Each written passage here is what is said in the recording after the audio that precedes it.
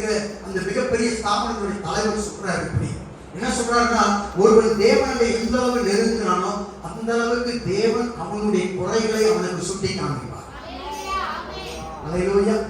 பவுல் சொல்றாரு, 7 சபைகளுக்கும் 3 பேர் ஆசியாவுக்கும் ஊழியம் செஞ்ச பிறகு அந்த கடைசி சாகிறதுக்கு முன்னாடி அவரை எருசலேம்ல கழுத்தெடுத்து கொல்லப்படுறாரு தெரியும் அவருக்கு. இருந்தாலும் அவர் சொல்றாரு, கடைசி நேரத்துல இந்த உலகத்துல இருக்க எல்லா கெட்டவைகளை வரிசை நிப்பாட்டி அந்த கெட்டவைகளை உச்சக்கட்ட கெட்டவை எவனா இருப்பானா அந்த கெட்டவை நான் தான் சொல்றேன். பாருங்க, நம்மளாம் எப்படி இருக்கிறோம்.